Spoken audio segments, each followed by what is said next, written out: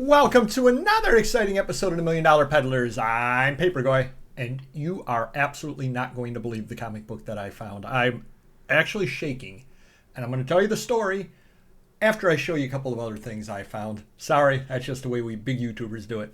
So I went to an estate sale. I actually had a house call first thing this morning, and ended up spending $200 there, bought some nice books and some newspapers, so that was good.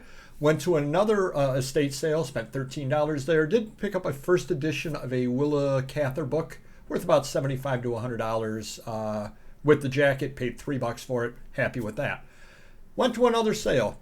This other sale had mentioned that they had vintage comic books.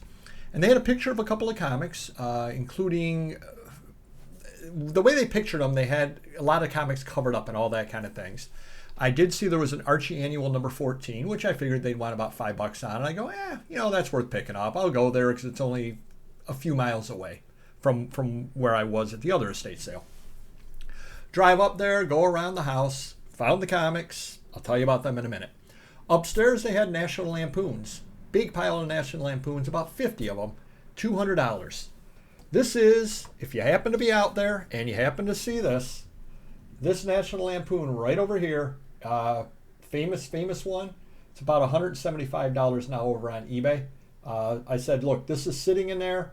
Because of that, I can end up buying the entire thing for $200. I'll make $175 out of this. So very, very happy with this magazine here. It sells. It'll make it easy to make money off the other stuff. The comics were downstairs. First thing that I saw, they were in a box. $5 for marked ones, $2 for unmarked ones. No problem. The marked ones were things like Strange Adventures, 123 or something like that, like a 10 or 12 cent DC. There was 12 cent Lois Lane in there they wanted $5 for, et cetera, et cetera. In fact, I think that was really about the only superhero other than that they had in there. Walt Disney Comics and Stories, things like that, with a lot of marker on the cover, just Rudy Kazooie, just the typical stuff you find. I ended up finding 11 comics, and I'm going to quickly go through 10 of the 11 and tell you why I bought them, and then we're going to talk about the main one. Picked this up over here, Classics Illustrated, Master of the World. Many of you know that I collect these. Highest order number 163. You get the last few in this series. They are worth picking up. You don't find them that often. Unfortunately, there's a little pen on the back. They had marked what they had on it, but still for $2, I've got one. Don't know the condition of mine versus that one.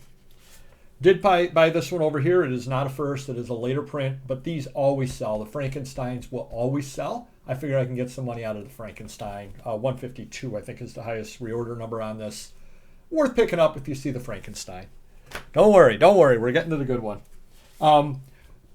Insider tip, always look for Nancy comics when you're out there. Why? Well, it does have a little water damage in the cover, but it's still going to sell for one reason alone. A lot of you may not know this. The Nancy comics have these, which is, there we go, we're disappearing there, which are the Peanuts. So they're early Charlie Brown Peanut stuff. Dell Comics, 1957. So these will always sell. People love the Nancy, love the Peanuts. Not the greatest shape. $2, I'll make money. Ditto old Archies. People do like and collect those over here. This is a 12 center over here, 127. Great cover right there with the witch on it as well. Does have a little tear up top. Still well worth it for $2. People do buy the old Archies. Again, $2. Walt Disney's Picnic Party. I figure these always sell. The Dell always sell in here. You always have to look at these, make sure there's not cutouts, and make sure that the puzzles aren't done. They're worth more, obviously, if the puzzles aren't done. And the puzzle's not done. So there we are. So great little comic here again for $2. Can't go wrong. Not going to get rich off of it, but still, $15, $20 comics, something or other like that. Sad Sack, 10 center, number 110. Nothing too special on it. Not a lot of people offer these up for sale all the time. Somebody or other is going to want that. So there we go. Ditto another one over here, if I can get it off the pile. Early Dennis the Menace. Dennis the Menace number 35. Same theory as the other ones. People do want them. They're not that easy to find out there. Does have a little tear, a little bend on the corner. $2. Why not?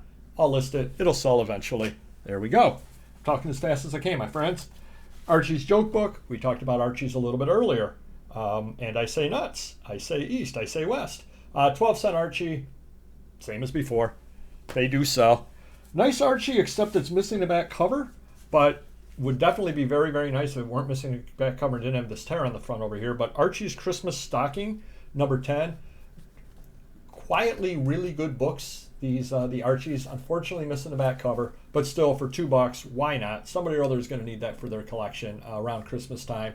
I'll make money off of it. Happy with that buy right there. We're down to 2 left. For some reason, they had the other war comic priced at $5. This one does have a little damage in the back. That might be why they only priced this at $2. Our Fighting Forces number 86. Can't argue with that. $2. War comic, DC. And then, near the back of the box, now they had up front, they had the $5 marked comics. Then they had a bunch of the comics, the Rudy Kazooie and the Archies and all that stuff. Then at the back of the box, they had Classics Illustrated. Well, right before the Classics Illustrated, upside down or backwards, so somebody had taken them out and looked at them and then put them in upside down were 3 comics. I bought one of the 3 comics. This is, without a doubt, and again, I'm not trying to tease you. You're going to see it in a moment. The greatest comic. It is a Grail. No nonsense Grail I have ever picked up at an estate sale. I did have to pay $2 for it. Should have waited around for tomorrow for the half price day. Yep. Fantastic Four, number 1. Granted, it is coverless. It does have the little gouge right here throughout it. So some kid had taken a pencil and stuck a pencil through the magazine so you can actually see through it.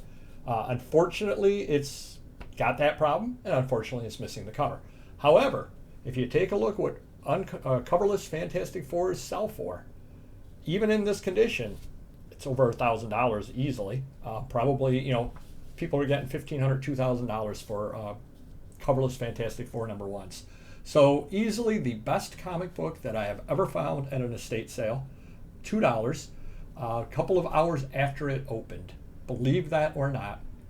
A couple of hours after it opened. So it sat there for 2 hours and nobody wanted this book for $2. What am I telling you? Well, I'm telling you, if you've watched the other video that I did about the other comic haul I found this year, comic books are up here in upstate New York. I shouldn't tell you that because you're all going to be coming up here and going to all of our estate sales. But that's a sale. I found some really, really good stuff, and I'll put the video wherever I put the video at, so you can check that video out as well if you haven't seen it before. Go to estate sales. Don't be scared off.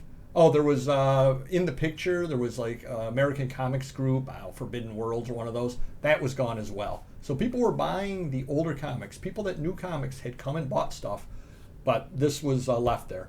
What I did as well is when I saw it, I said, I think that's FF number 1 because just the way the cover is, or the first page is. I did take a quick look through it. I should have just put it in my pile and bought it, but I did take a quick look through just to make sure it wasn't something like a Marvel's Greatest Comics or one of those reprints. And what I did was I took a look while I was standing there in the ads, and I verified that the ads, because this came out in the early 60s, pre-zip code, I verified that the ads didn't have zip codes. Because if I had seen this and the ads had zip codes on them, I would have said, okay, yeah, this is a modern reprint, or even a 1970s reprint. These don't have zip codes. Got home, and what I did is I went through it, found a copy online to look at. Everything I have matches up. Everything is exactly right. This is a 1960, whatever, 60, 61 FF number 1. And it also matches with what the other stuff that was for sale at the sale was. That stuff was all from the late 50s, early 60s. So it does make absolute sense that this would be there. Makes absolute sense this is an original. There were no comics later than, I think, whatever 15-cent classics are. Maybe that 163, maybe 66. There were no comics later than that as well. I'm shaking. Great comic. Great Grail. Best $2 I think I've ever spent. Stuff's out there. Keep your eyes open for it. You never know what you might find. Go to the sales, even if it's a couple of hours in. Take those chances. Like I said, my thought was I was playing the lottery. I said, it's $2. I don't think it's a more modern comic, because obviously if it's a 1970s reprint, I'm overpaying for a coverless comic. I said, I think this is it. Can't even talk. I think this is it. I really do. I said, it's no different than if I went down to the corner store and I put $2 and bought the one of the local lottery tickets. So very, very happy. Actually did win. Did get this over here. Very, very happy about that. Keep looking out there. You're going to find the treasures as well. Wonder if there's any sales tomorrow. Maybe I'll find something good there. Like and subscribe if you could, and we will see you next video.